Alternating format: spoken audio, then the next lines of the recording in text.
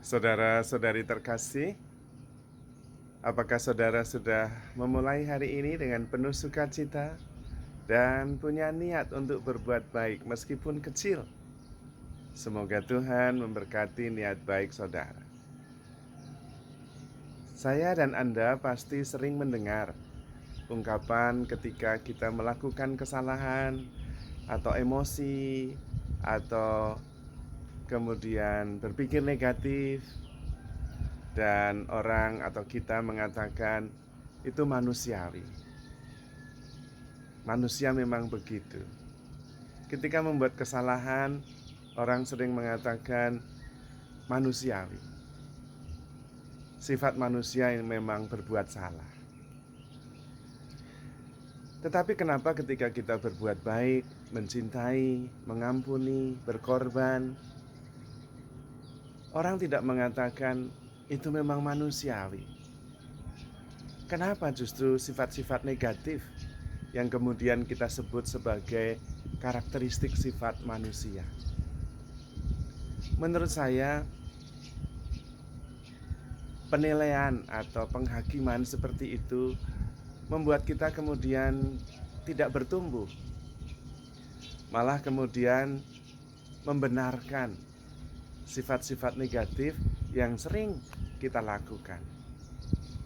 Padahal manusia masih bertumbuh, manusia masih berevolusi. Sejak manusia muncul jutaan tahun yang lalu sampai sekarang, kalau ibaratkan satu lingkaran 1 jam sejak muncul sampai saat ini, manusia yang bertumbuh dengan baik dan kemudian mulai bisa memikirkan kehidupan modern itu paling baru 6 menit yang lalu. 6 menit yang lalu itu kita masih berburu, meramu, mengumpulkan barang-barang dari apa yang ada di alam. Kalau dibandingkan dengan sejak manusia pertama kali muncul, itu artinya pertumbuhannya masih sangat besar ke depan. Tidak bisa kita kemudian menghakimi yang jelek-jelek itu sebagai manusiawi. Dan sekarang ini banyak sekali orang yang begitu bertumbuh dalam hal hidup rohani, kesadaran, menjadi suci, mencintai alam semesta, hidup dalam kasih dengan sesama, hidup dalam kedamaian, slow living, mengasihi, mengampuni sebagai dasar hidup banyak sekali. Dan begitu banyak orang suci. Seandainya kita tahu betapa kita mampu mencintai begitu hebat, seandainya kita mengerti bahwa mengampuni itu kekuatannya luar biasa, mungkin kita tidak lagi berpikir tentang berbuat kesalahan, menyakiti sebagai manusiawi. Tetapi justru hidup rohani, mencintai begitu mendalam, mengampuni begitu murah hati, sadar akan kemampuan manusiawinya sebagai kekuatan yang luar biasa. Itu yang manusiawi. Karena itu pendiri OMI, Santo Eugenius de Mazenod, meminta para OMI pertama-tama harus berjuang supaya semua orang menjadi manusiawi. Pertama-tama berjuanglah, jadikanlah semua orang semakin manusiawi. Karena Santo Eugenius mengerti bahwa menjadi manusiawi itu luar biasa sekali. Bisa mencintai tanpa batas, bisa berkorban, bisa mengampuni, bisa bersyukur, dan bisa terus bertumbuh dalam hidup rohani. Maka kalau semakin manusiawi semua orang, hidup ini semakin menakjubkan. Karena menjadi manusia saja sudah menakjubkan sekali. Apalagi kalau kita mengerti dan mengalami dan percaya bahwa Tuhan Yesus menjadi manusia. Menjadi manusia berarti menjadi ilahi. Dan cintanya tanpa batas, pengampunannya tanpa batas, pengorbanannya tanpa batas, dan kuasanya luar biasa. Bisa menyelamatkan seluruh dunia. Jadi menjadi manusiawi itu berarti menjadi ilahi. Bukan ketika melakukan kesalahan lalu kita bilang manusiawi. Tetapi ketika kita masuk dalam hidup rohani, makin sadar siapa dirinya, makin mampu mencintai, itu baru makin manusiawi. Menjadi makin manusiawi berarti menjadi makin ilahi. Karena Tuhan Yesus yang sungguh Allah dan sungguh manusia.